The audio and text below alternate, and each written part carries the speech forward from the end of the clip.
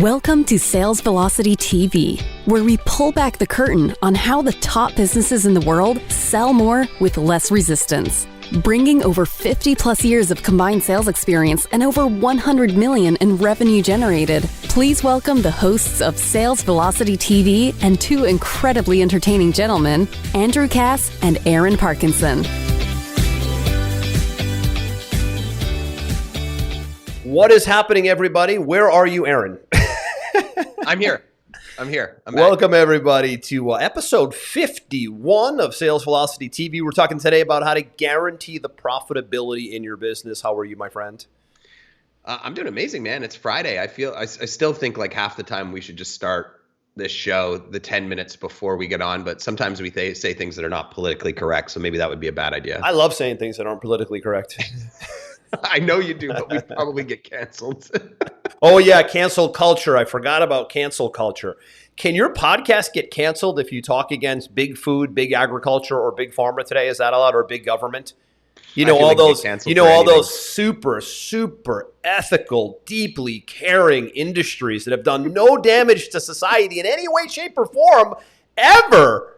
But God forbid you challenge the rhetoric. You're canceled. You're canceled. Can't have that happening. Now, yeah. To the intelligent mind, before we dig in, if you see that happening, you should probably want to know really quickly what is being canceled, because 99% of the time, that's probably the truth. Hate to say it. It's unfortunate. I mean, yeah, I think critical thinking is taking a beating in society these days, but the fortunate thing is that there are so many places now that you can have a voice, compared to 20 years ago. For example, that, there's always a new platform springing up. Yeah, there is lately. You've seen like even new browsers popping up lately, I'm seeing. Absolutely. Yeah. Interesting. I mean, you talk about the ultimate cancel culture example was Trump, and he's spinning up, I think, his own social media. I heard something about that. Yeah. Yeah, I think he's spinning up his own social so that he can't be canceled. He's guaranteeing profitability, like we're talking about today. He's guaranteeing profitability. That is the key topic of today. And some of you might be going, well, I can really guarantee it. And we're going to talk today about how you can lock in profit streams, you can lock in revenue, you can lock in processes, all things that make the business more stable. I know you have a couple of talking points, Aaron, you want to kick off with here today. In episode 51. A lot of our viewers and listeners are what traditionally would be termed as small business, right? There's some medium and there's some large. I'm not saying that it's exclusively small business, but a lot of them are small business. And, we see this a lot with our clients, Andrew, where when a small business, starts to get some traction and the client wants to expand, typically the person in charge, is wearing multiple hats, and they are, they're the visionary, they're the ops person, they're the customer service. In many cases, they're managing multiple departments, and that's common, and there's no judgment against that. But the challenge that I see come up more and more frequently is that a lot of them have very little financial background when it comes to running a business. They are illiterate. They are financially illiterate when it comes to a business. And that's a lot of what we're talking about today, is understanding the math of your business.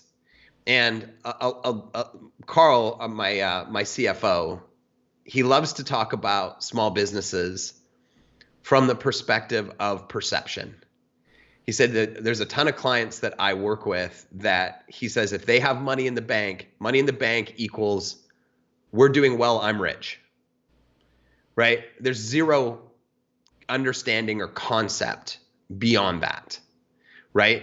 Just because you make sales doesn't mean that you've got a stable, consistent, profitable business. What it just means is you have proof of concept that people want your stuff, right? And that's what we're talking about today, is understanding that you can guarantee profitability if you start to really dive in and understand the math of your business, right?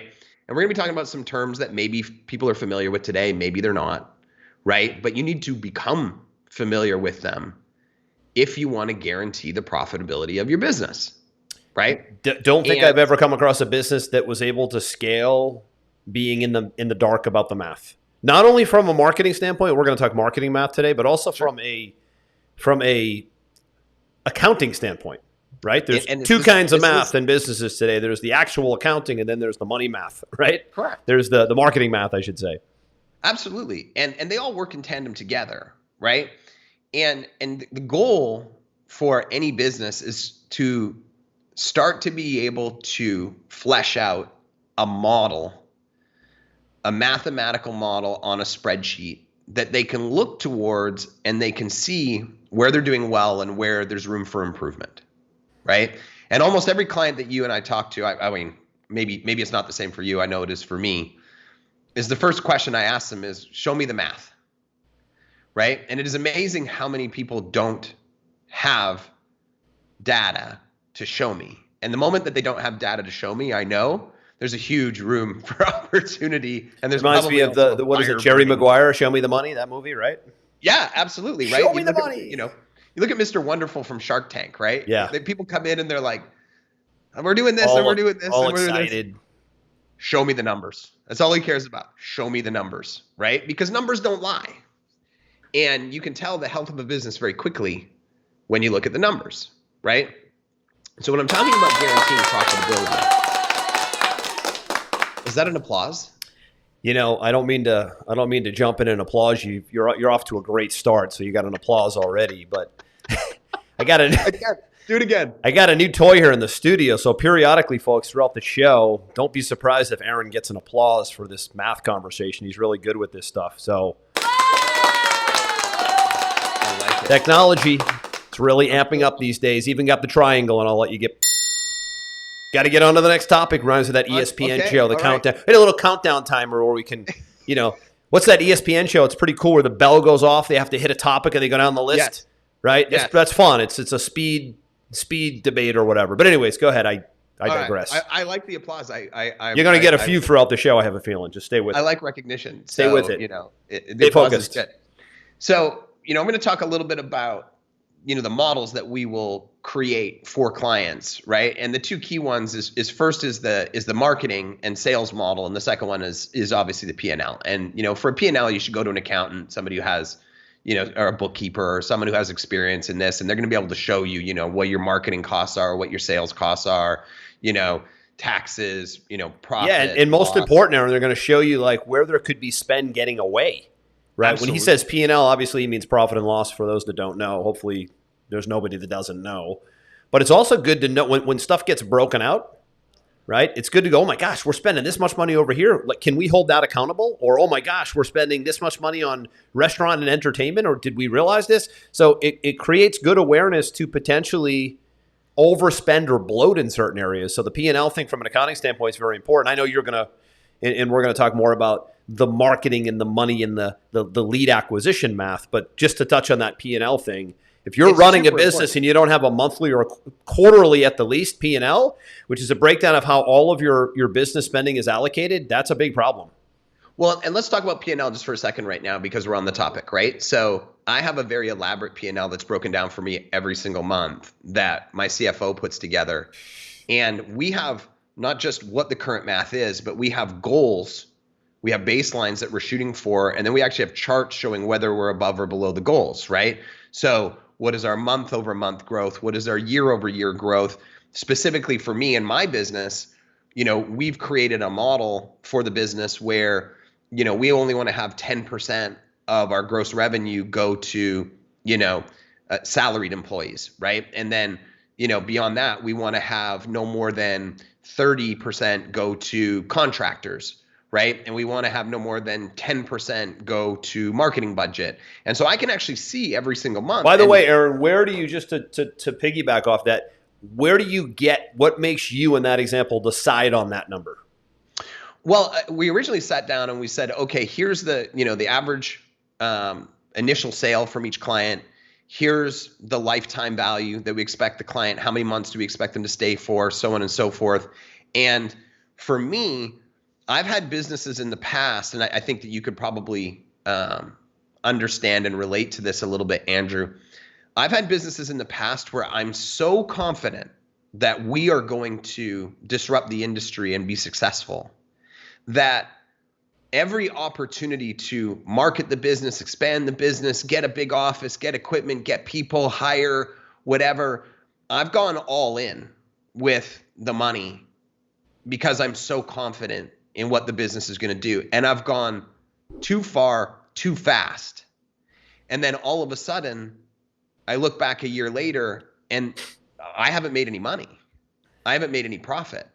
So the lesson that I learned, and there's a great book called Profit First. Have you read that book, Andrew? Yeah. Right? There's a great book called Profit First. And if our listeners haven't read it, I would highly recommend it, where when I started this business, instead I said, okay, there must be a 30% profit margin in this business. Everything else has to fall outside that. Like Tony Robbins says, you don't lack resources, you lack resourcefulness. So when someone says, no, we need this, we must have this, we must spend money on this. No, you do not need anything. What you need is the solution. That may be the right solution, or it might not be the solution. So when I built this business, I said, okay, we're not going backwards. We're not going, okay, what are all the things we need to spend money on? And then how much profit do we expect to be left? No. We went the other way. We said, there has to be 30% profit. Now, how do we make everything else work in the 70%? Mm-hmm. So then we started to break down, what it took to fulfill these different areas, how many people, man hours, et cetera. We started to build units around how to facilitate these things and fulfill them. And then we said, okay, what are we going to have to pay these people to get high quality people? Okay, we're going to put those numbers in. It should be no more than 30% here, no more than 10% here, no more than 10% here. And this should align us to be able to successfully guarantee that 30% profit margin is coming in every month. And what you have to understand is that the first model that you build for the business is not always the model that's going to be there forever. For example, when inflation goes up, people expect to be paid more, right? Or if they've been around, for a year, they want to raise. Yeah, there's adjustments. There's adjustments, right? So we're actually at the point now with this company, this company I'm talking about, where we are actually going beyond the numbers that I originally set out. We're going beyond the 30. We're going beyond the 10. And I've looked at the model and said, okay, can we trim anywhere? Like, is it possible to still deliver the same level of service in this box? And because I've kept hiring more people as I've seen problems arise and I needed to fill holes, I've now got to the point where I've stretched myself out of the initial model that I created, right? And then you've got two choices. You've got cut costs, improve efficiencies. Is there softwares or things that you can automate and put in place? Or do you have to raise prices? Because that's the other side. You don't have, you can't get married to your price, because as you build the business, you start to put in more things to service your customers. And obviously the overall experience improves for the customers, which usually means they should spend more or they should stay longer. And if that's the case, then you need to raise your prices. Right. So in this particular business that I'm talking about, I originally started at $2,500 a month. Then it became $5,000 a month. Then it became $8,000 a month. Then it became $10,000 a month. Now it has to go to $12,500 a month, because I keep adding more things in. But what a lot of businesses do is they keep adding those things in. They never raise their price. Right. And all of a sudden now there's no profitability. Mm-hmm. Well, if we're coming from a profit first mentality, that is sacred. That must be protected at all costs. Either we're not adding more stuff or we got to raise the price, right? The profitability is off. It's off limits. Anytime somebody tries to push me out of the profitability, I'm like, nope, not happening. Find another answer. Either it's raise prices or it's make the system more efficient. Right. Yep. And what we're talking about right now is a P&L where I can see the different departments that we've created and the different expenses and what our projections were. And every single month I look at it, I go through every single number. I'm like, is this correct? Is it incorrect? Is there things that we could do to bring this down? Is there things we can do to bring this up? Right? Like Grant Cardone once told me he looks at his P&L he didn't tell me, I saw it on a video. He looks at his P&L every single morning. He gets a P&L every single morning that he reviews, up to date to that day, right? Where focus goes, energy flows, and it's amazing. I think, I don't know, maybe I'll ask you this question. I think a lot of people don't build financial models for their sales and marketing and proper P&Ls for their business because they don't want to know the truth. They know in the back of their head that there's something ugly in there, and rather than know the truth and address it, they would just rather hide from it and work harder. That is the mentality for just about every aspect of life. You could talk about it from a sales model standpoint. You could talk about it from a relationship standpoint. You could talk about it from a health and fitness standpoint. You could talk about it from a nutrition standpoint. Right. If so people are doing okay, like if they're okay, everything if they're in your fitness, right? Yeah, but if they're okay, so if somebody's okay, they're not dying. They're like, let's not disrupt things. Let's not look too closely because it's going to probably require a lot of work and uncomfortability to get it fixed. So that's this. That's human nature. This is what you're saying is creating awareness to your numbers so that you know every step of the way where there might be some slippage so you can fix it. But most people don't want to know about slippage because slippage requires a lot of work to plug the hole. It's just the way it is. So oftentimes we're wired as humans, Aaron, you know this, to wait for the crisis or the speed bump to hit before we go address the hole. That's just human nature, sadly. And I don't think anybody's immune to it. Like I'm sure No, you would be mortified by the fact that last month was the first time, or 4 months ago was the first time I ever did a test measuring muscle density, bone density, body fat. Really? First time ever? First time I've ever done it. Of body fat or just the bone density thing? Like we've done like calipers and stuff like that, but I went and got like a full like proper breakdown. And then 3 months later, because I've been doing a pretty heavy workout cycle right now, I felt like I looked better and I was stronger, but like the weight was the same. And people are like always so focused on just the scale. They won't do the deep dive into the numbers. So I wanted to do a deep dive into the numbers. So I did that same test again. And what had happened is my body fat had gone down. My muscle density had gone up, right? So both of the key metrics were going in the right directions, but because my weight was the same, in fact, it was a little bit higher. You were like, what's going on here? Why am I gaining weight? Right. And this is sort of like a great example for people with everything, including their businesses, is they're not doing a deep enough dive into the numbers to really understand what's happening. Most people's information with everything is just on the surface. It's snapshot. Like just look at the health crisis we're in right now in this world. I shouldn't say everybody. 99%, I would say 95% bare minimum will go deeper than just what the media is reporting. That's just on the surface. Same thing with you're talking about. Fitness, just the scale on the surface. Nobody's going to get their blood done to see the hormone levels. Very few are going to get their in-body mass done to see body mass circumference versus body fat. When you dig deep and go below the surface on the numbers, again, fitness, math, P&Ls, money math, marketing math, when you go below the surface, you enter a whole new arena and you play a whole different game, and you become stealth. When you don't, you are an on-the-surface acquirer of information. You will see very average results across all of those boxes that I just laid out. Very average, because you're only getting this much of the information. I agree with you completely. Maybe you should give yourself the applause. Oh, you know what? Yes, hold on.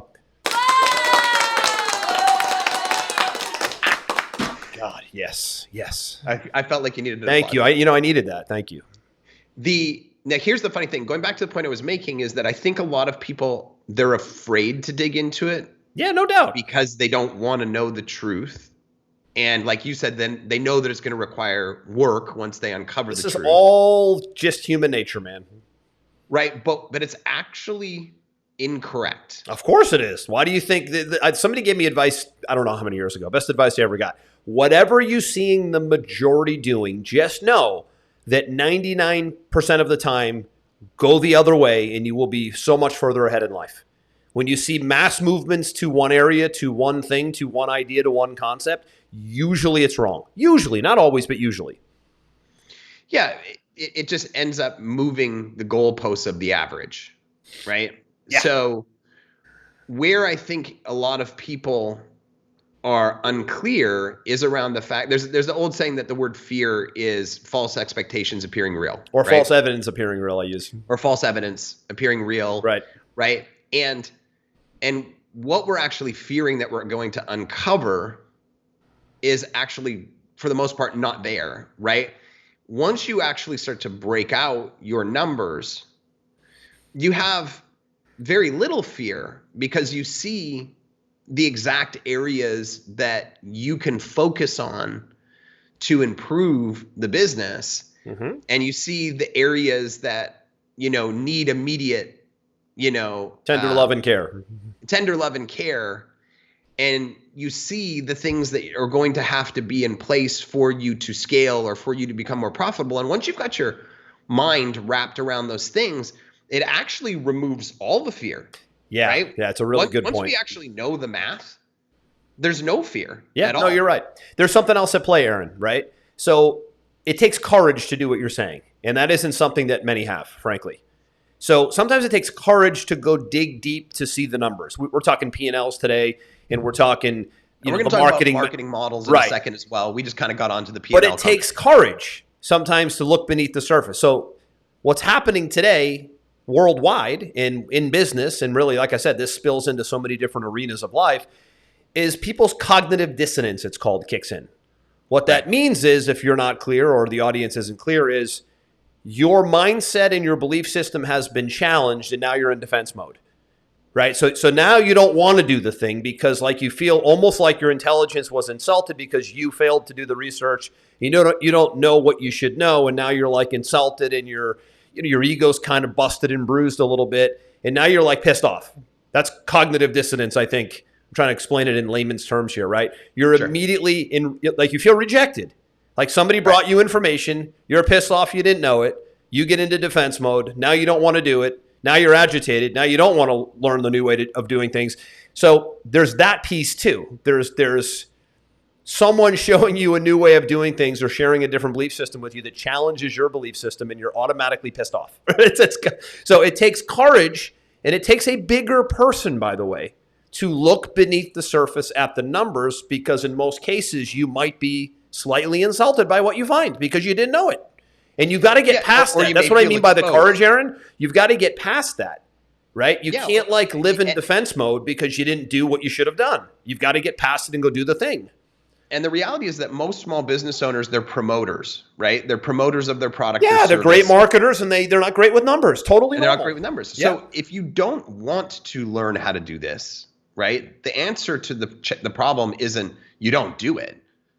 The answer to the problem is you go hire somebody, to do it and serve you up the data. And by the way, and vice versa. So maybe you're a great numbers person. Maybe you're wired to be a CFO. But you're also the owner of the business. Well, then go find a great marketer or marketing team or face that can go out there and promote. We talked about that in the last episode, how to promote like a pro. Somebody needs to be promoting like a pro. And if it isn't you, no biggie.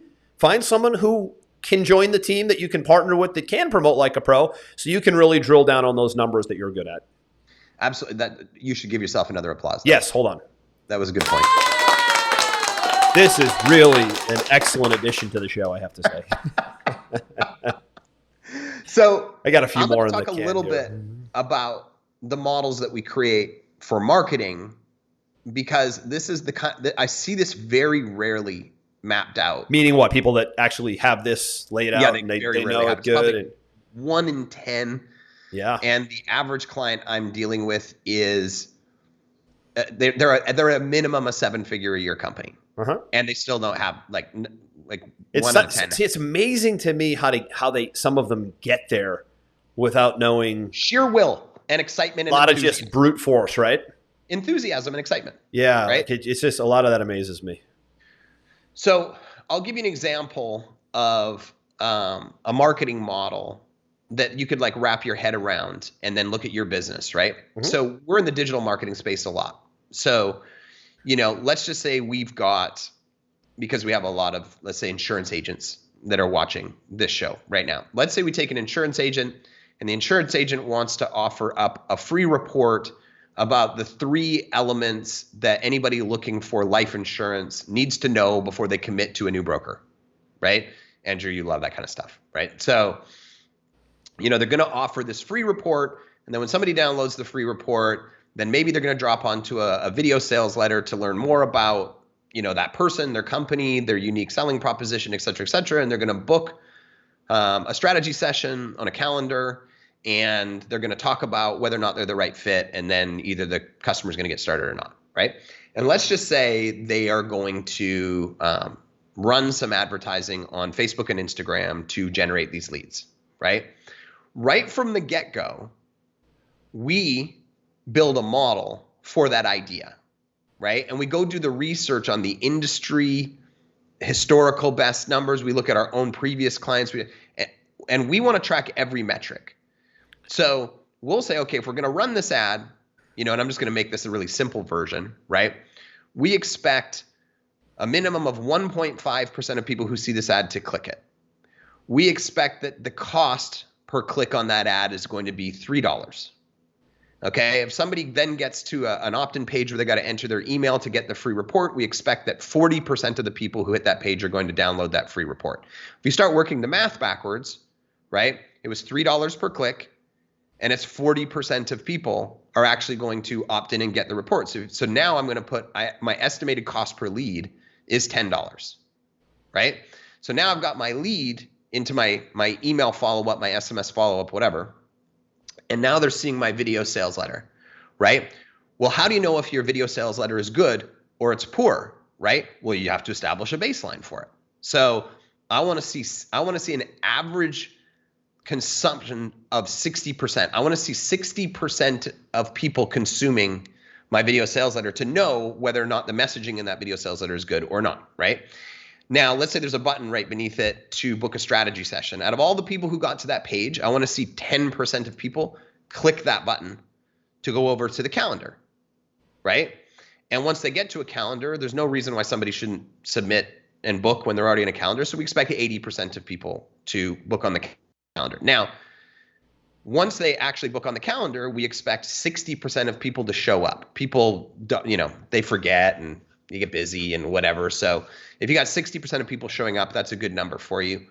And once you get them to show up, we're expecting that someone's going to close somewhere between 25 to 30% of the people that they talk to. Now, if you work this math backwards, like I said, it cost you $10 to get a lead, right?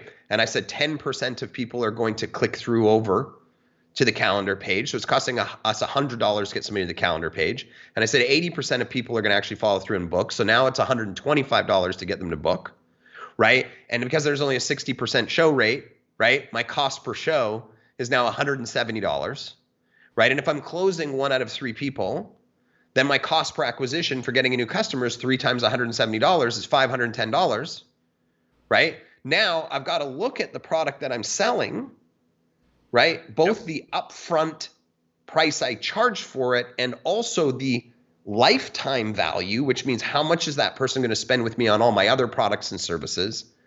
And I got to ask myself, am I profitable?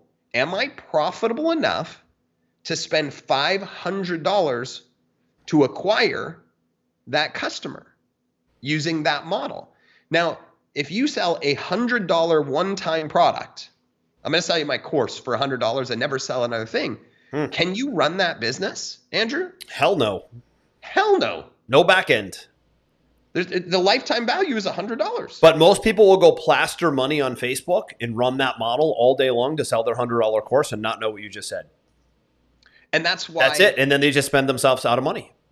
That's why it doesn't work. Or they just right? spend themselves out of business.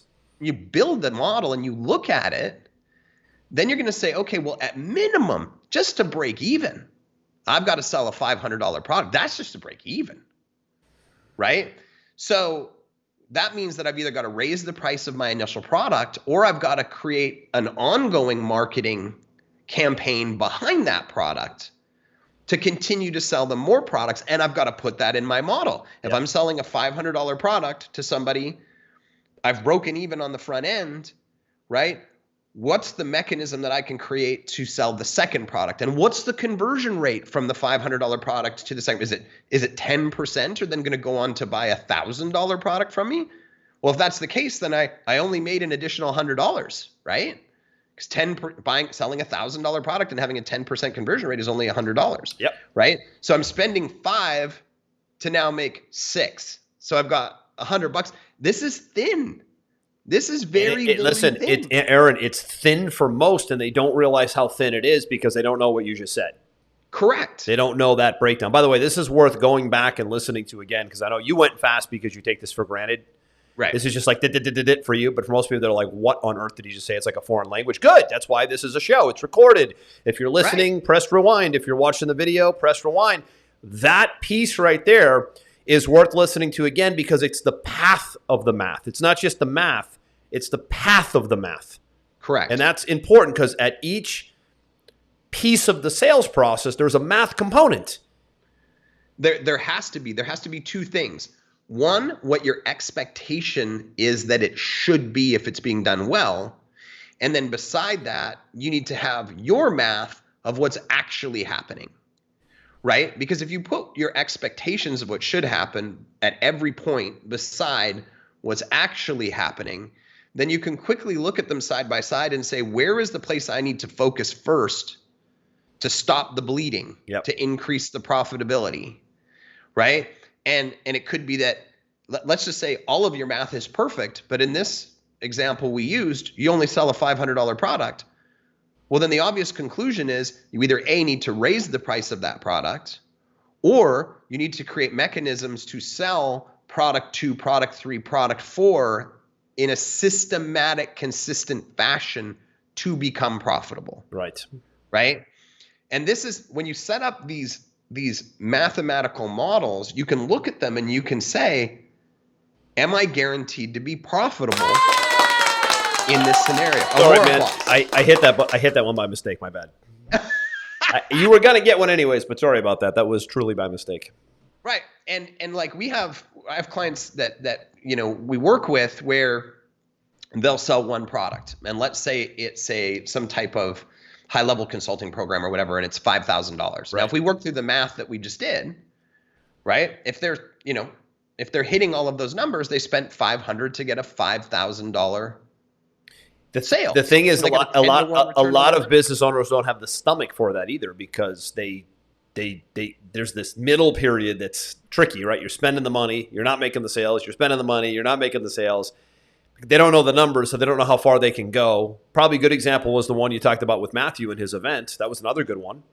I think you're going to get to that one. So I'll take the alternative. So let's take the alternative angle of this, right? So what we're talking about is people who don't know their math, therefore they are not profitable, right? The other side of the equation would be those people that are profitable and their business model's working great, but they don't understand the math, and therefore they get into a panic. And they can't scale because they don't know the math.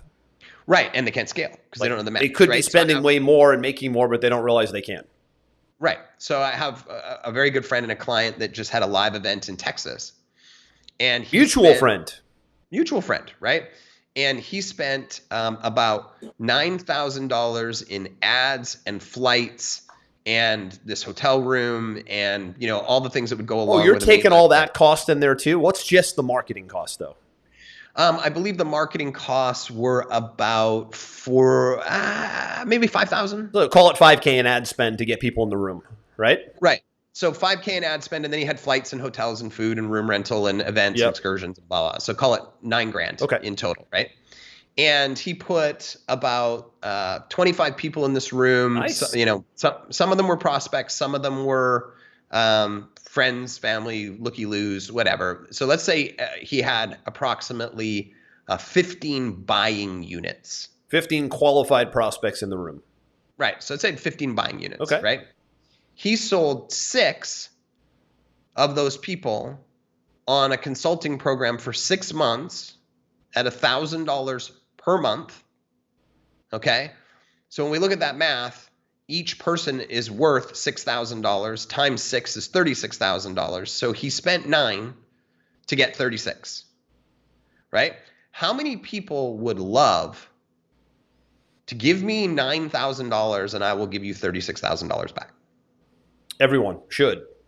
Because there's very little fulfillment cost in his business. Yeah, it's his time. Right? Basically, it's time. Now he's getting more and more educated. So he's like, I think I could do this better. Potentially I don't need to be there. I could just have one person there that's closer that could run the event, and I could cut down on my flights or whatever. So he's getting the math. So he's understanding it, and he's starting to look at, his P&L and his math models and see where he could become more efficient. But the reality is he doesn't think he did well. Really? In that scenario. I mean, if he just takes his marketing costs alone at $5K and he just did $6K on the front, he's slightly profitable just in month one. He's profitable, and he has customers, which is important. Absolutely. That have potentially way more than 6 months of value for him. Potentially. But his mind, because he doesn't understand the model and the math, it goes, well, I spent 9 and I only made 6, therefore it's a loss, therefore it's a bad scenario. But he's got 6 more months of billing. And potentially more, because a lot of those people stay on for 4 years, 3 years, 2 years. Correct. Right? And in his model, people buy way more stuff from him. They buy one-on-one coaching, they buy, events, they buy all sorts of stuff. Yeah, so there's all kinds of stuff in the middle. Value on each one of those customers is probably 9,000, not 6,000. Probably more than that. Probably so more than 9,000 times 6 is 54,000. So you spent $9,000 to make 54,000. That's a home run, man. So this brings me back to one of the greatest questions I think Dan Kennedy has ever phrased in his work, and it is it better to make a sale to get a customer, or is it better to get a customer to make a sale? Think about that. Explain that to people, because they don't understand. Is it better? I'm going to say it again because it's kind of a tongue twister. Is it better to make a sale to get a customer, or is it better to get a customer to make a sale? So go in depth on that for people who are like, what so the first piece, is it better to make a sale to get a customer? The answer is yes. It's what Matthew did. He got a sale. He made a sale. He might not have loved the money on the front, but he got a customer that most likely will stay with him for a long time. So he's focused on the long-term value of the customer in that first example. The second example is how a lot of business owners operate. They just want to get a customer to make a sale because they just want to make quick money. So that doesn't have the sustainability or the customer development aspect of it. It's a little twist of wording, but makes all the difference in the world. Again, would you rather make a sale to get a customer, or would you rather get a customer to make a sale? Correct. Long-term versus short-term really is what it comes down to, right? Correct. And when I look at this, we did a simple breakdown of Matt's marketing model there right now, is what really should be happening is, yes, we should focus on how to make it more efficient. Could we cut some costs here and there? You can always make it better, of course. You're always doing that, right? Yeah. But what we really should be doing is saying, how can we do an event every single month exactly like this for the next 12 months straight? Because if we did that, right, at the end of 12 months. Just take those numbers, 5K, 6 people, 5K, 6 people, right? 5K, 6 people, and it compounds. And because he's continuity, subscription-based, that's the difference maker here. Absolutely, right? If all of a sudden we times that by 12, right? Mm-hmm. So let's say you spent $9,000 times 12 is $108,000, right? But the average, lifetime value for him is 9,000, right? Times 6 at each event is 54,000. 54,000 times 12 is $640,000, right? So you spent, 100 and change to do almost 700. Right. That math works, folks. Listen, if I would tell Matthew right now, he listens to the show, so he's probably going, okay, tell me, right? I would say I wouldn't even hesitate. If you have the bandwidth and the capabilities to do one a month yourself, forget getting someone to do it for you too soon. Like, do it really well yourself as the lead guy in front of the room for a little while. Then you can figure out how to replicate yourself. But I know that he's just getting back into the live event model. But, right, because live events were shut down. Yeah, but now he's getting back into it. So absolutely, I don't know how he chooses cities or whatever to do it. But I would absolutely make that a once per month road show for at least 6 months straight. And then I would maybe step back and go, let's take a look at the long tail on this thing. Right? Now, most people will do a one-off. They'll analyze it. They'll like the numbers. They'll kind of watch it for a couple months. What does retention look like? Does anybody fall off? Does anybody break their contract? I would just pound that thing personally. I'd pound that event now. I think he did Dallas. Then I'd go to Denver. Then I'd go to New York. Then I'd go to Miami. Then I'd go to Orlando. I would pound 6 cities, and I wouldn't even look back. And I would just know that I'm not going to run these numbers until the end of the 6 events. That would be a different way to do it. It would be super aggressive. You need a money runway to pull it off. You're going to need money up front to be able to. A little bit. Yeah, a little bit. You're going to need to cushion that, but you'll make a lot of it back at the events. But still, you're going to go 10K an event, 10K an event, 10K an event with travel and marketing costs. You got to be prepared to do that. And a lot of business owners don't have the stomach for that, but it brings me back to what you said a second ago. When you know your math, you have the stomach to do that. When you don't know your math, and you might not have the stomach to do it.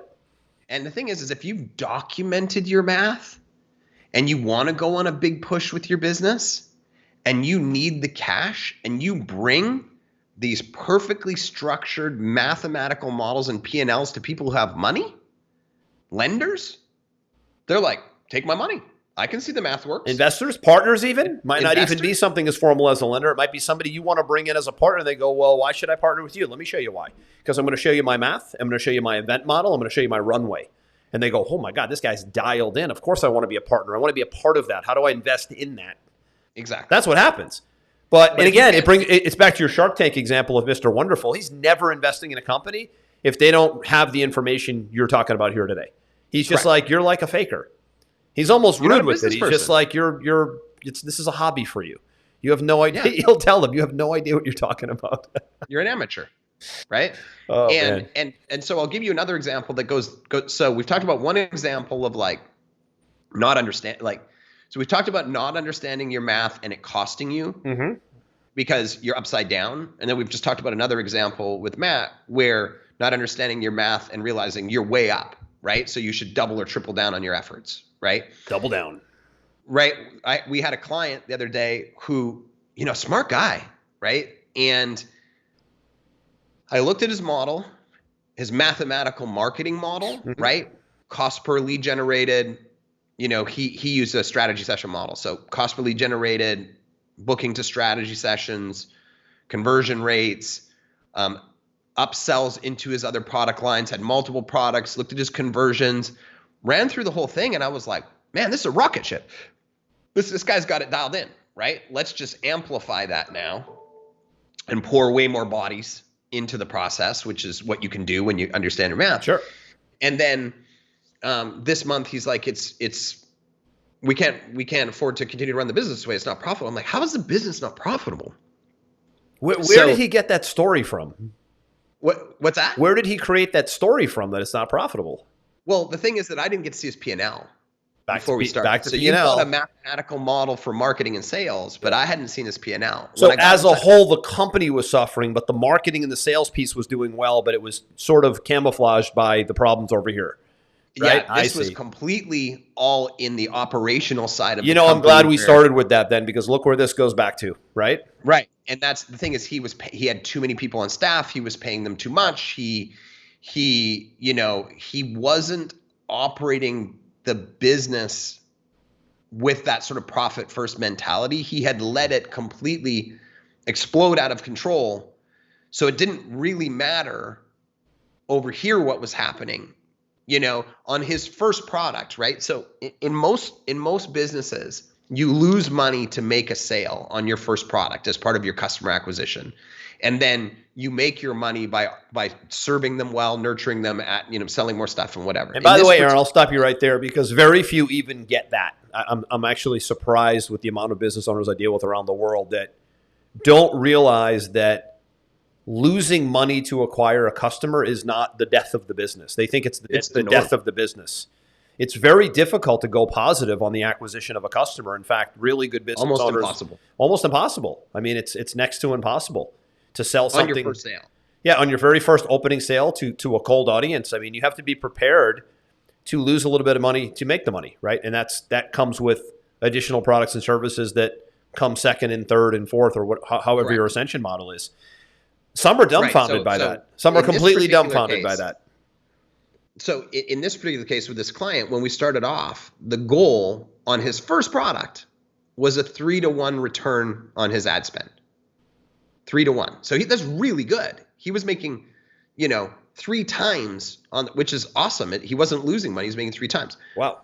this month, when we were looking at his business, he said, this isn't working. And I said, how can it not be working? He said, I now need 5 times return on my money on the first product. I said, you're not going to get 5 times return on the money on your first product. You're lucky you're getting 2 or 3x. Exactly. Right. So then I said, we need to see your math, and his math's disaster on the back From end. an operations and cost standpoint of internal, right? Exactly. Got it. So that's why you got to have your marketing and sales model that should guarantee profitability. And then you've got to match that with a P&L, which really shows all of your operational costs and all the things that are associated with the running of the business beyond the marketing and the sales. Yes, agreed.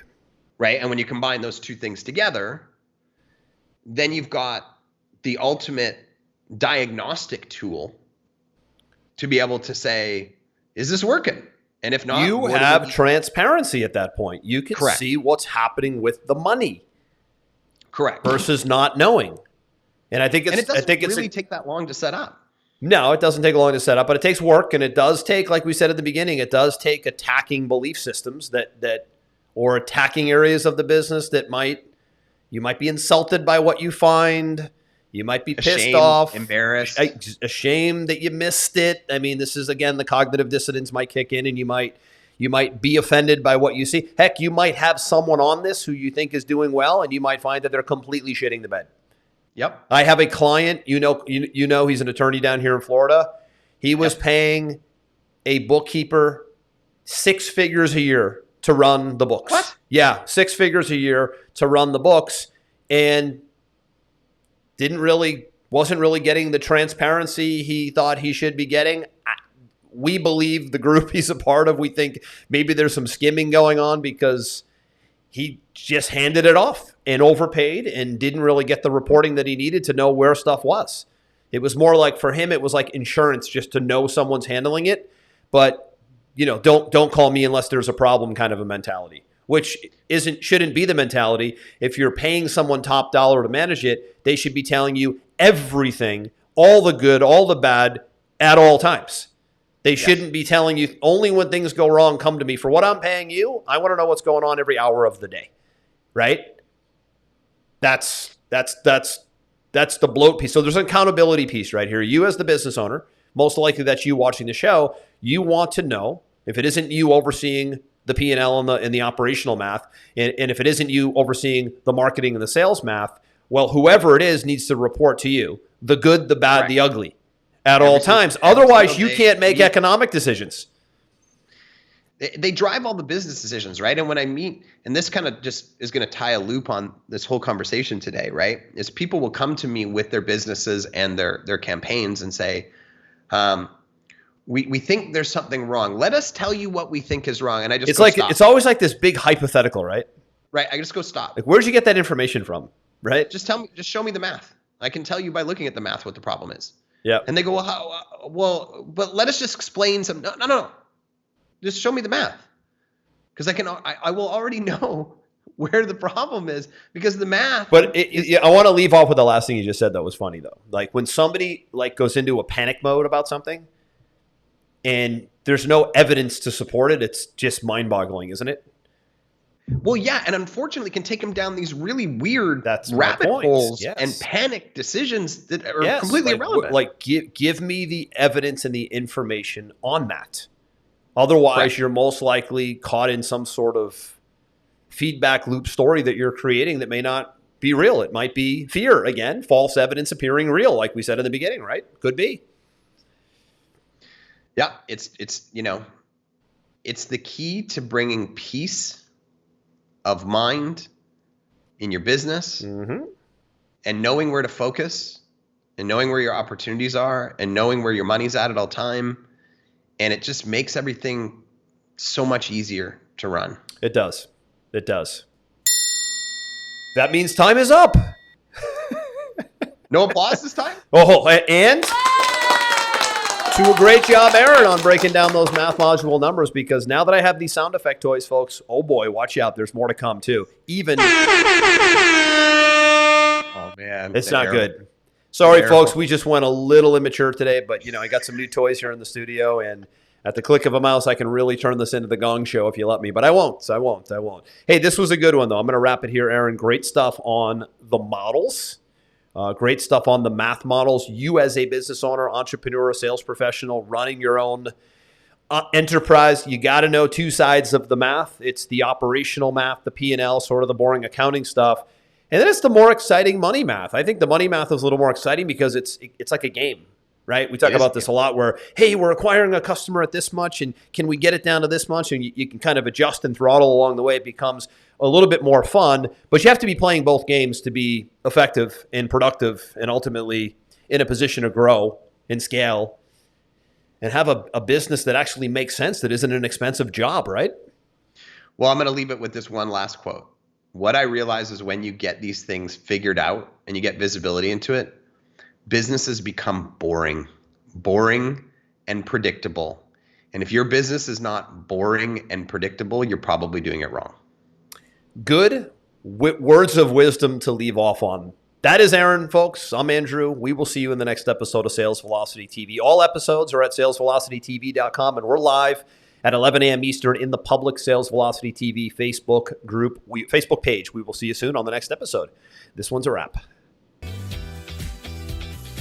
We hope you enjoyed this episode. Sales Velocity TV is powered by Pipeline Pro, the ultimate all-in-one sales pipeline management and marketing automation platform that makes all others obsolete.